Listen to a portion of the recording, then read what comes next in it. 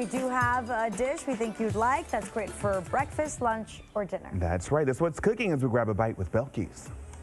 Who doesn't love hash browns? Everybody loves hash browns, and I've got an easy hash brown casserole recipe that you can make ahead, so let's do it. For this one, you're gonna need a couple of bags of hash browns, some butter, a can of cream of chicken or mushroom soup, sour cream, some chopped onion, grated cheddar cheese, and a pinch of salt and pepper. You want to start with a big bowl for this one. I got my hash browns in here, and now everything just goes in the one big bowl.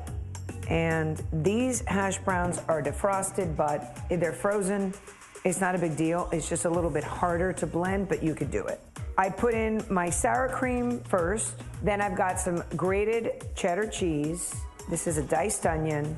Everything goes in any order, so don't worry about that. The recipe calls for a cream of chicken soup, but you can use cream of mushroom. I happen to have cream of mushroom, melted butter, and just a little pinch of salt and another pinch of some pepper.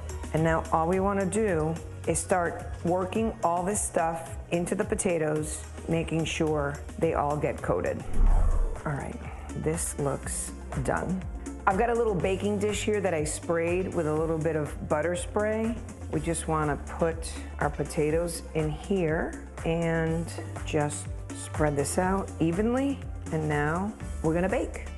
I'm gonna use my little oven for this, 350, at least 45 minutes till the top gets golden brown. And it's that easy. Mine was in here for almost 50 minutes. Golden brown, melted cheese, warm, yummy, carby, delicious. It's an old school hash brown casserole, but hey, we're doing the recipe new school. Check out the QR code on the screen here. If you want the recipe, grab your smartphone, hold it up to the screen, and boom, there it is. Make it at home. If I can do it, you can do it. I'm Belkys Nere. Buon appetito.